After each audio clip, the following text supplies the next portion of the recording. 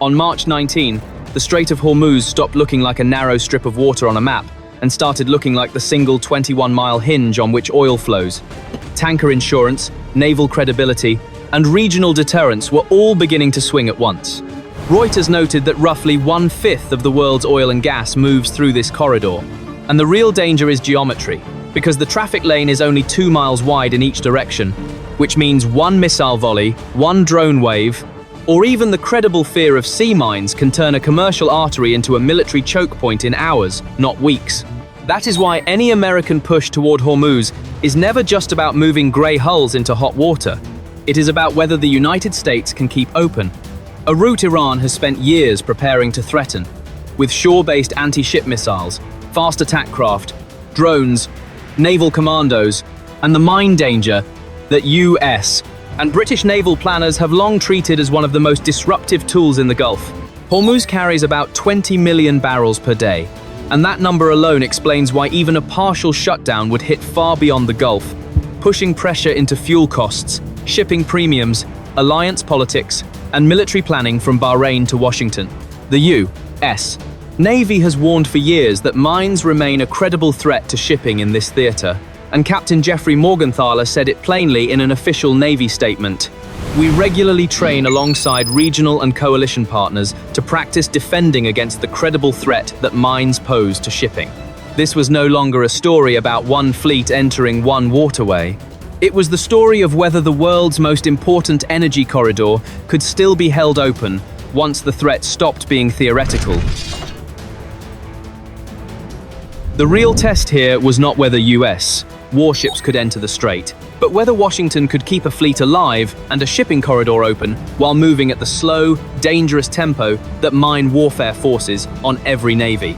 Once ships have to reduce speed, open sonar coverage, launch helicopters, and hold defensive watch against drones, cruise missiles, and ballistic strikes at the same time, the mission stops being a simple transit and becomes a contest of endurance, coordination, and exposure.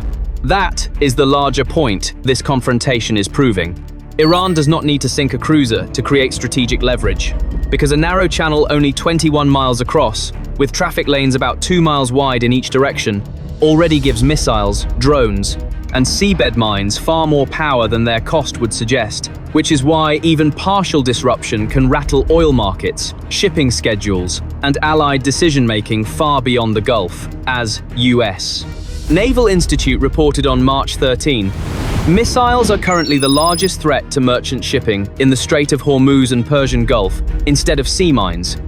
But that does not reduce the mine problem. It makes the challenge worse, because the fleet has to defend against both at once, while clearing a route under pressure.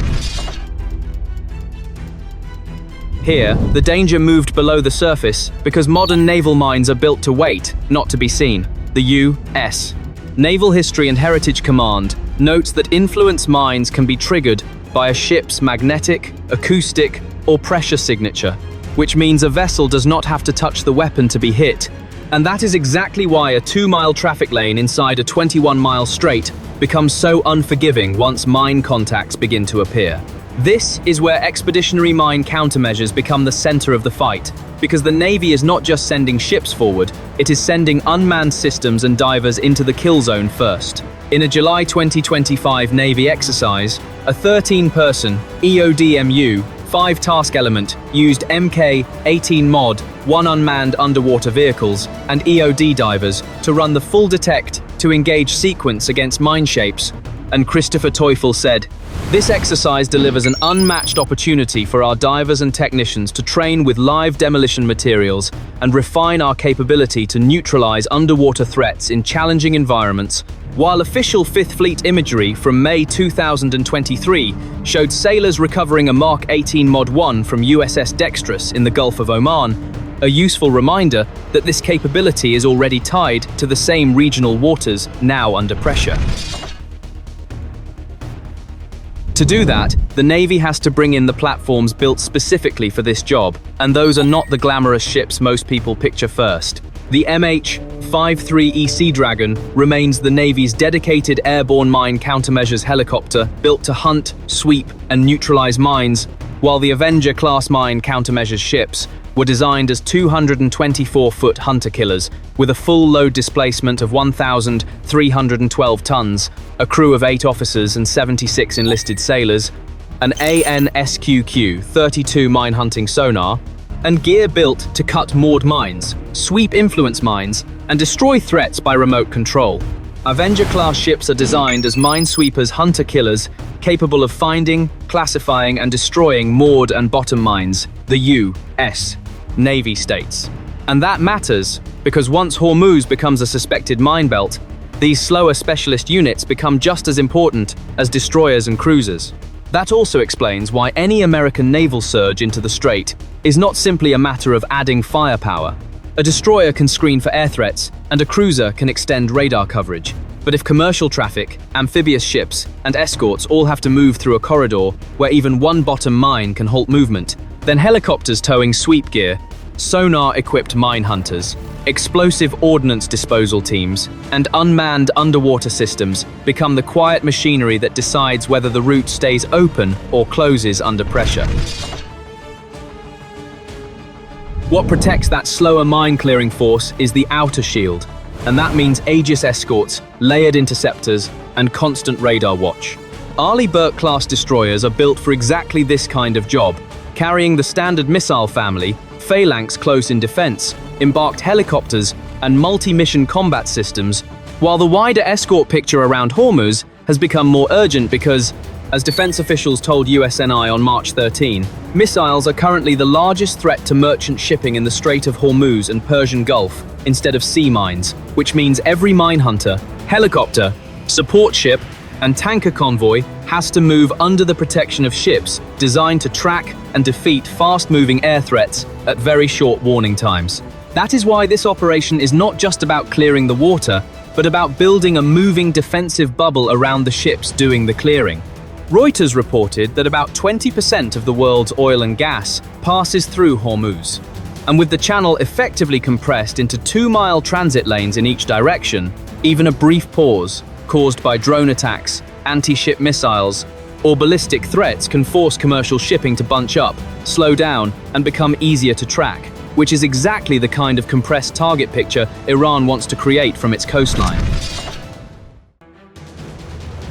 Iran's leverage, however, does not come from matching the U ship for ship. It comes from forcing the strait into a layered ambush zone, where missiles from shore attack drones overhead, mines below the surface, and swarming fast boats all work together to slow movement, compress traffic, and raise the cost of every escort mission. On March 19, that Iranian drones, missiles, and mines had already disrupted shipping through Hormuz. While the International Maritime Organization said nearly 20,000 seafarers on almost 2,000 commercial ships were stranded west of the strait, with 17 vessel incidents and at least 7 confirmed seafarer deaths, which shows how quickly a narrow transit lane can become a strategic pressure chamber rather than a normal trade route. That is why the U.S. problem is larger than destroying a few launchers or clearing a few mine lines. Even if American warships can push into the corridor, Iran can still generate repeated pressure from the coast by mixing drone harassment, missile threats, and maritime obstruction in ways that force escorts to keep burning time, fuel, and interceptors, while commercial ships remain exposed to delay. A joint statement issued on March 19 by Britain, France, Germany, Italy, the Netherlands, and Japan condemned exactly that pattern, citing Iranian mining, drone, and missile attacks against commercial traffic and civilian infrastructure, which means the threat is no longer being described as a hypothetical U.S. military scenario, but as an active multinational maritime crisis. Once that pressure spreads beyond the water itself, the confrontation stops being a naval story and becomes a global economic test with military consequences. Reuters reported on March 16 that Gulf oil exports had already fallen at least 60%, dropping to 9.71 million barrels per day from 25.13 million in February, while Vortexa estimated flows had fallen as low as 5 million barrels per day. And Reuters separately described the disruption as the largest oil supply shock on record at roughly 8 million barrels per day. large enough to force the International Energy Agency and member states to coordinate a 400 million barrel strategic reserve release. The biggest global oil supply disruptions in history was how Reuters framed it. And that wording matters, because it shows the strait is no longer just a battlefield corridor, but a pressure point now hitting inventories, freight, emergency reserves, and crisis planning across multiple continents.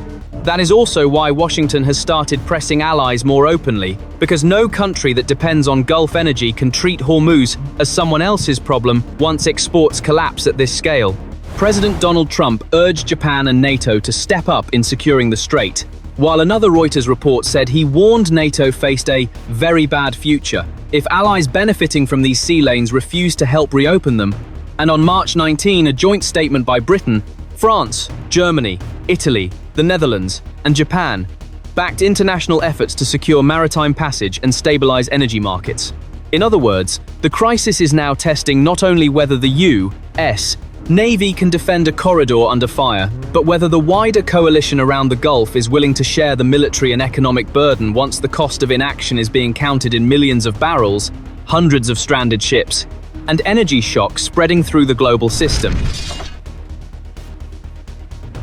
That pressure is also changing how control of the strait is measured.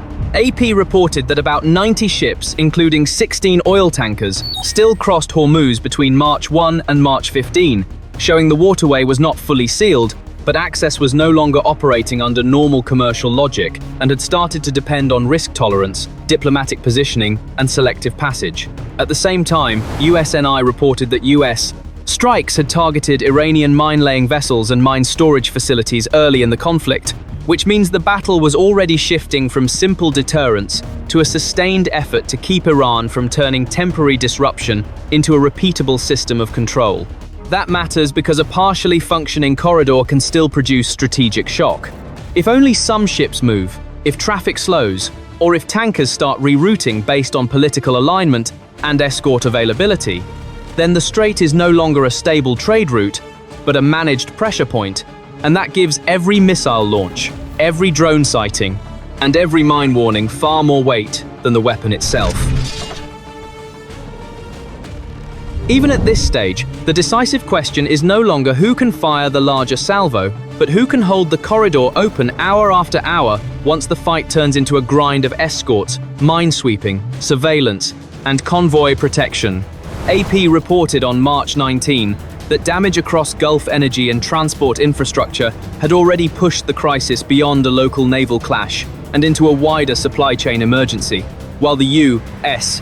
Naval Institute warned that missile attacks, not just mines, now define the immediate danger to merchant traffic in and around Hormuz, which means every ship entering that corridor must prepare for a battle space where the threat can come from the shore, the air, or the waterline with almost no warning.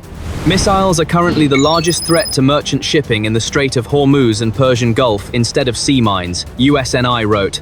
And that judgment explains why reopening the route is not a one-strike event, but a sustained military burden that can consume ships, aircraft, helicopters, sonar teams, interceptors, and command attention for days at a time. That is what makes this confrontation strategically dangerous for both sides. If the United States commits enough destroyers, helicopters, mine countermeasures, assets, and surveillance coverage to keep tankers moving, it proves that American sea power can still break a layered denial campaign in the world's most important energy choke point. But if the corridor stays contested, delayed, or partially closed, then Iran does not need a classic naval victory to claim leverage, because the disruption itself becomes the message. In the Navy's own words, Avenger-class ships are designed as minesweepers, hunter-killers capable of finding, classifying, and destroying moored and bottom mines. Yet even those specialized platforms only matter if the fleet around them can survive long enough to let them work, which is why the battle for Hormuz is becoming less about dramatic headlines and more about whether endurance, protection, and precision can outlast attrition inside a waterway only 21 miles wide. So this is where the Strait of Hormuz becomes more than a battlefield and more than an energy route.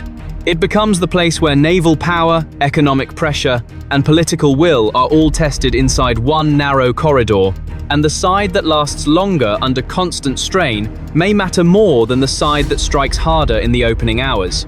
If the United States keeps the lane open, it sends a message that layered disruption can still be broken by disciplined sea power. But if the corridor stays unstable, delayed, or only partially open, then the shock will keep spreading far beyond the Gulf. And if you follow military flashpoints, where one narrow map line can shake the entire global system, subscribe to the channel and stay with us, because the next move in Hormuz may decide whether this remains a standoff or becomes something much larger.